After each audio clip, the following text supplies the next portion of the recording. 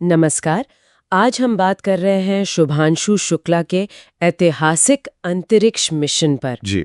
हमारे पास इससे जुड़े कई लेख हैं, मिशन की डिटेल्स भी हैं और इस पर हम थोड़ी गहराई से चर्चा करेंगे। बिल्कुल। सोचिए 41 साल बाद कोई भारतीय अंतरिक्ष में है।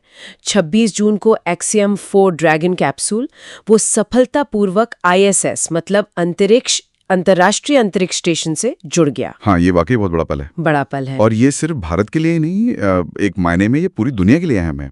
ये जो मिशन है एक्सियम 4, हाँ, इसका नेतृत्व अनुभवी पेगी विटसन कर रही हैं और ये एक बहुराष्ट्रीय प्रयास है। अच्छा, कई देश हैं हाँ, इसमें। इसमें पोलैंड और हंगरी के अंतरिक्ष यात्री भी शामिल हैं और ये पूरी टीम मिलकर ISS पर 60 से ज्यादा वैज्ञानिक प्रयोग करने वाली है। 60 से ज्यादा? जी ये दिखाता है कि अंतरिक्ष अब कैसे मतलब वैश्विक सहयोग का एक मंच बन गया है। हाँ। सही बात है।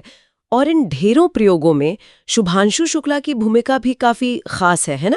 हाँ बिल्कुल, वो भारत के 7 विशिष्ट प्रयोगों को लीड कर रहे हैं, उन्हें संभाल रहे हैं। 7 प्रयोग? जी जैसे? हाँ, इनमें माइक्रोग्रेविटी मतलब जहां गुरुत्वाकर्षण लगभग 0 होता है, हाँ, उस माहौल में पौधों की खेती कैसे हो इस पर अध्ययन है, और मांसपेशियों पर क्या असर पड़ता है लंबे समय तक अंतरिक्ष में रहने का, इसका विश्लेषण है। अच्छा, ये मांसपेशियों वाला अध्ययन तो भविष्य की लंबी अंतरिक्ष यात्राओं के लिए जरूरी होगा। निश्चित रूप से, और सिर्फ यात्राओं के लिए नहीं, धरती पर भी जो उम्र बढ़ने के साथ मांसपेशियों की दिक्कतें आती हैं, हाँ हाँ, उनको समझने में भी ये मददगार हो सकता है। अरे वाह।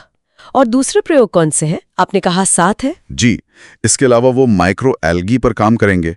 टार्डिग्रेड्स हैं, वो बहुत छोटे जीव होते हैं जो मुश्किल हालात झेल जाते हैं। अच्छा, हाँ, फिर बीजों पर अध्ययन है और एक इंटरैक्टिव स्क्रीन स्टडी भी है। ये सब मिलकर भारत के अपने स्पेस प्रोग्राम के लिए मतलब जबरदस्त डेटा जुटाएगा। सही। और उनका वो कोट भी था, उड़ान से पहले सितारे भी हासिल किए जा सकते हैं। हाँ बिल्कुल, उनकी ये बात इस पूरे मिशन की क्या कहते हैं महत्वाकांक्षा को सही में दर्शाती है। अच्छा, अगर हम उनकी कहानी देखें इस उड़ान के पीछे की, वो भी कम दिलचस्प नहीं है। हाँ, लखनऊ से शुरुआत हुई।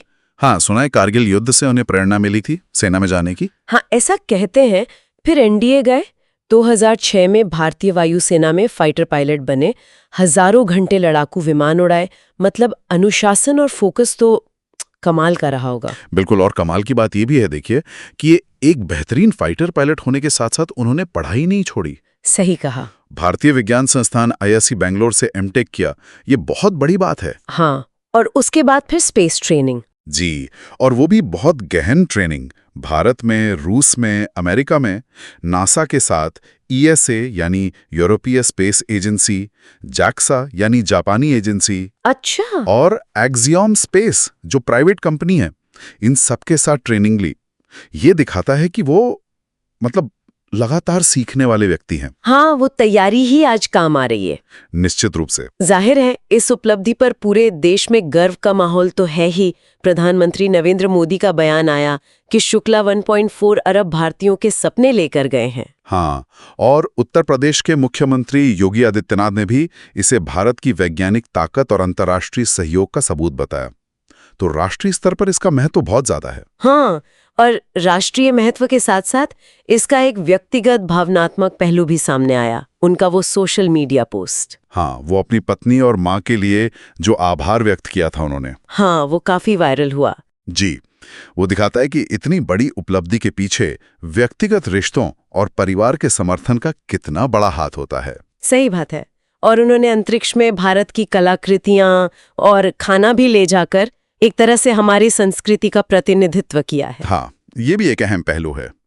ये भी सुनने में आया कि लॉन्च में कुछ देरी हुई थी मौसम की वजह से, शेड्यूल भी बदला, लेकिन वो बिल्कुल शांत और केंद्रित रहे। हाँ, ये उनकी प्रोफेशनल ट्रेनिंग और मानसिक मजबूती दिखाता है। देखिए, अंतरिक्ष मिशन में ऐसी चीजें होती हैं। सही। और इन हालात में शांत रहना बहुत जरूरी है। बिल्कुल। अच्छा, अगर हम थोड़ी बड़ी तस्वीर देखें तो ये मिशन सिर्फ एक मील का पत्थर नहीं है, बल्कि भारत के भविष्य के लिए, जैसे आपने कहा, एक निवेश है। हाँ बिल्कुल, इससे जो अनुभव मिलेगा, जो डेटा आएगा, वो भारत का जो अपना मानव अंतरिक्ष उड़ान कार्यक्रम है गगनयान, हाँ गगनयान, जिसे 2027 के बाद लॉन्च करने का लक्ष्य है, उसके लिए ये बेहद कीमती साबित होगा। असल में ये गगनयान के रास्ते में एक बहुत अहम पड़ाव है। मतलब इससे जो सीखेंगे वो सीधे गगनयान में काम आएगा। सीधे तौर पर भारतीय वैज्ञानिकों और इंजीनियरों को पता चलेगा कि मानव मिशन की असल चुनौतियां क्या होती हैं, जमीन पर या कहें अंतरिक्ष में, हाँ, और उनसे कैसे निपटना है। ये अनुभव किताबों से नहीं मिलता। सही कहा। और शुक्ला का अपना लक्ष्य भी सिर्फ वैज्ञानिक नहीं है। वो कहते हैं कि वो बच्चों में जिज्ञासा जगाना चाहते हैं। हाँ, और जीवन बदलना चाहते हैं। ये उनके मिशन को एक और गहरा आयाम देता है। तो कुल मिलाकर देखें तो शुक्ला का ये मिशन भारत की अंतरिक्ष यात्रा में एक शानदार वापसी है, वैज्ञानिक तरक्की में योगदान है, अंतर्राष्ट्रीय सहयोग का भी एक अच्छा उदाहरण है। हाँ बिल्कुल, और साथ ही ये उनकी अपनी व्यक्तिगत मेहनत, अनुशासन और सपनों की उड़ान भी है। निश्चित तौर पर। और गगनयान के लिए ये अनुभव, जैसा मैंने कहा, सोने जैसा है। तो आखिर में ये सोचने वाली बात है कि कैसे एक व्यक्ति का अंतरिक्ष मिशन सिर्फ वैज्ञानिक लक्ष्यों को ही पूरा नहीं करता, सही, बल्कि वो आने वाली पीढ़ियों को कितने बड़े सपने देखने के लिए प्रेरित कर सकता है, देश का मान बढ़ाता है। हाँ, और दुनिया में भारत की जगह को और मजबूत करता है। बिल्कुल।